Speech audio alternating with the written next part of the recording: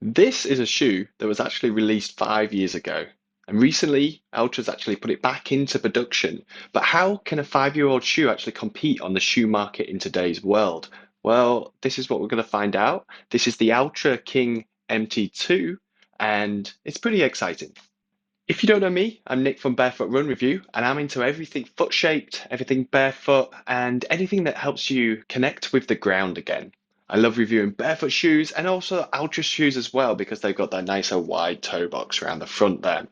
So today, like I said, we're going to be looking at the King MT2, a re-release of a shoe that was actually around from 2019. And well, it actually still has a place in the market in today's world. So let's see why. So the first thing to look at is the fit of this shoe.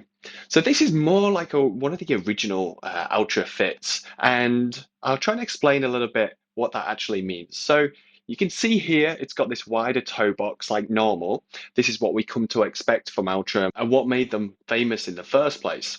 One thing to note though is actually it's rounded a little more on this big toe area. If you're used to the Escalante or the Superior, you'll know it's nicely squared off. If you've seen the Lone Peak before, you might actually notice that it does round along this big toe line here, and that's because it's actually one of the older lasts. And that is the same here for the King MT. So the key thing here is to make sure that you get a long enough shoe to accommodate for your big toe splay here. So as I said length, let's work out what sizing you should be going for.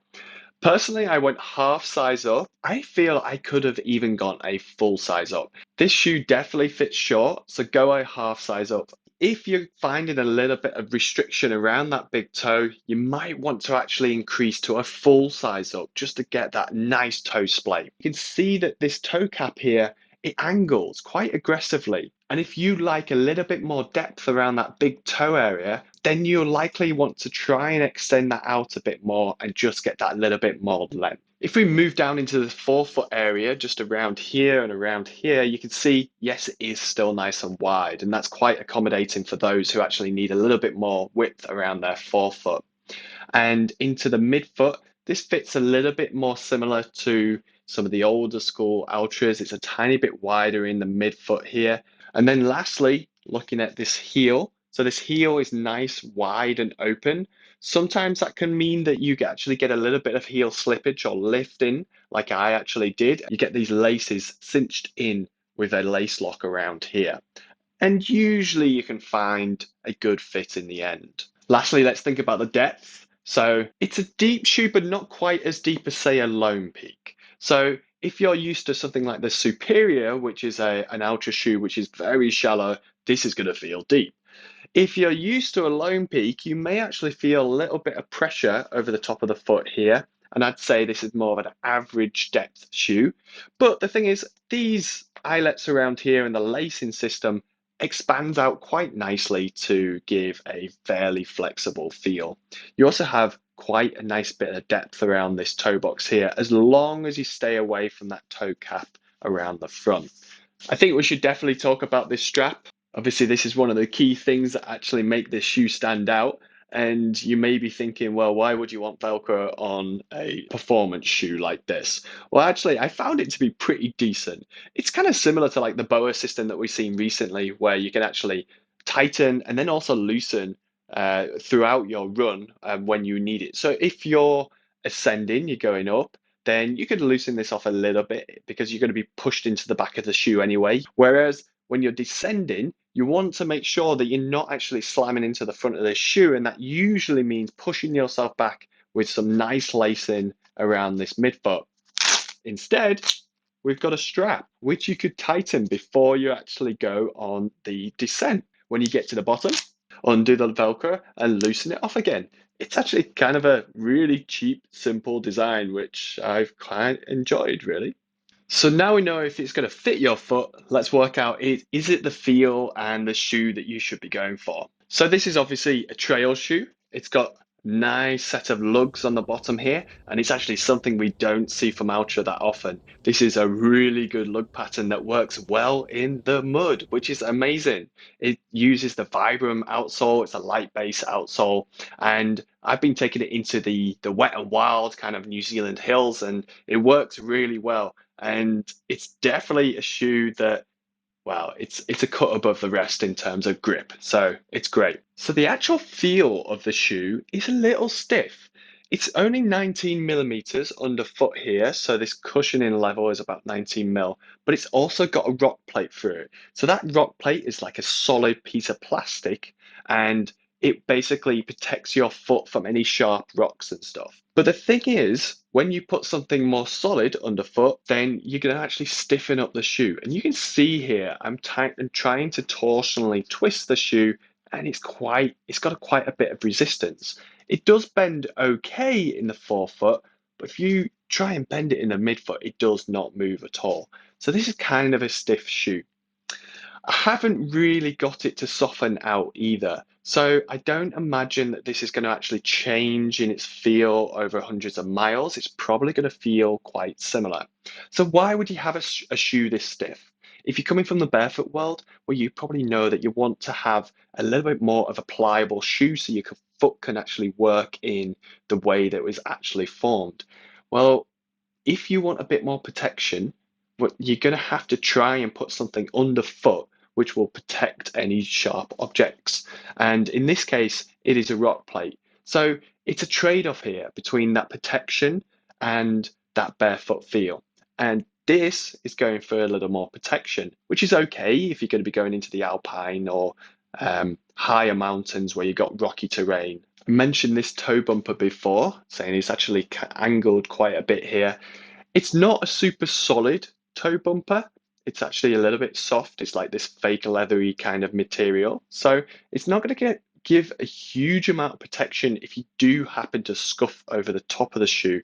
But as you can see, the outsole does extend quite far out here. So if you actually end up kicking a rock or anything, you're still going to be slightly protected by this outsole rounding round here, which is kind of a nice feature in general. And as for the rest of the upper, you can see we've got overlays coming through here. And on the inside, we've even got a little bit more reinforced, stitched, fake leather kind of material in here, just to give a bit more protection and likely a little bit more secureness around the midfoot. If we know Ultras from the past, they used to blow out around this forefoot section quite a bit. You can see that there's an overlay here, which should actually protect it a little bit. On the other side, we've got the exact same. Just above that, we have got the mesh, which is like a kind of a lightweight mesh here. In the end, it probably will go, especially because this is the only flex point in the shoe. One thing that's a little harder to show you here is this tongue. So this is a really thin tongue. It's like a neoprene kind of material. And personally, I didn't have a problem with it at all. It is gusseted maybe halfway down there, which actually helped so it didn't slip around too much. And I found it actually stayed in place absolutely fine. I know some of you don't really like those thinner tongues, but in this case, I feel it worked okay. And then the last really interesting slash odd aspect of the feel is the heel. So I didn't have the best heel lock at the start. When I got that midfoot kind of cinched down okay, and then got that lace lock in there, I did find it actually held a little better. But the material in this heel, it's weirdly abrasive. It's like a Velcro kind of material, I would say. And I could guess why they used this in the first place was actually to get a better heel lock so your sock wasn't slipping around too much in there. But I think logic tells us that having a harsh material there would actually end up causing a little bit of friction and likely a little bit of pain. I've not had any issue yet, but if you're someone with a thinner heel and you're moving around in that shoe, especially in the heel, I think you might actually have a bit of a problem there. It might be a little uncomfortable. So just be aware of that at least anyway. So like I mentioned, this is a really good outsole and it's built for that rocky terrain with that stiffer kind of base and a lot of protection. So I would even consider actually taking this out as a race day shoe because I kind of like this wider foot feeling around the toe box here and also having that protection when I get later into a race and I get a little bit more sloppy with my footing, at least I got a bit of protection underfoot. It's also still relatively lightweight as well. So I measured this US 9.5. in at 280 grams. For a 19 millimeter stacked shoe, maybe that's a little bit heavy, but at the same time, with this amount of protection, it's pretty good. Like most Ultras, it's got the Velcro gaiter trap at the back here, so you can actually use their gaiters and strap them in. It's still got that loop at the front as well, at the front of the lacing, to be able to clip in that gaiter. And that's about it for the feel. So I already mentioned it before. I likely think this upper, especially around the forefoot here, is going to be the first area to go. As I said, it's a flex point in the shoe and probably one of the only flex points in the shoe. When you have a weaker material in that area, it's just going to blow out. It's always going to happen. Looking at the outsole, well, this is the Vibram outsole with quite an aggressive lug pattern. So obviously, don't run it on the road. If you're going to run it on the road, it's going to wear down pretty quickly, especially because there's not much surface area to these lugs. It's definitely made for the muddy trail. And if you keep it on that muddy trail, you'll get quite a good lifespan out of these lugs and out of this Vibram outsole. It's always known to actually do a good job in terms of durability and also stickiness as well, like sticking to the rocks. I found it to actually work pretty well in general. Looking further up, again, I'm not too sure about this heel. I think this won't be the thing that will actually break down. I think it'll be your socks actually that breaks down quicker because of the abrasion there. But the shoe would actually be completely fine. One thing to note is these laces, super thin, small, they're already fraying on mine, and I've only just got them over 50K. So I think I'll be changing out these laces pretty soon, to be honest. And that could be because the Velcro actually catches on it quite often. So maybe that's something to think about when you're doing your laces up. Try not to catch it in the Velcro too much because you're going to end up fraying those laces pretty quickly. That midsole, well, it's said to be the Ultra Ego. I don't know if it's old school. I don't know if it's new. I don't really know what it is, but it's quite firm underfoot. And personally, I think that's a good thing. That offers a little bit more responsiveness. You actually get to get some feedback from the ground, which I love. It's not too high as well, only being 90 millimeter, where you're actually a little closer to the ground as well. Pretty good for me. And also, it won't pack out as much. This isn't a super soft foam like we've seen from Altra in the past.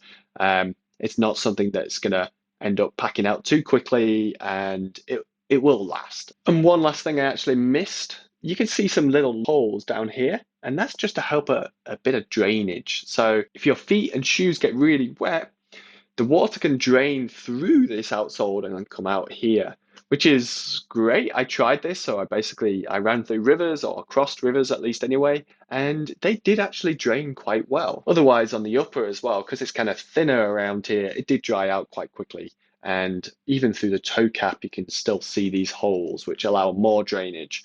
So in conclusion, this is actually a pretty good shoe. It kind of spans between the Lone Peak and the Superior. It's obviously lower than the Lone Peak, but very capable in the same realm, and it's a lot more grippy than the Superior. So which one would you go for? Well, personally, if you could only go for one shoe, I would actually go for this. And that's because you get a shoe that you can actually take into the mud, you can take onto the rocky trails, or you can just run it on the flat, and it still works. Whereas you look at, say, the Superior, if you get into any mud, you're going to struggle. You look at the Lone Peak, it's just a little high, and sometimes you don't quite get that ground feel that you really want. I think that shows that even though we might have all these advancements in shoes and shoe technologies and stuff, sometimes the simple options can actually work the best. And this is where King MT comes into its own.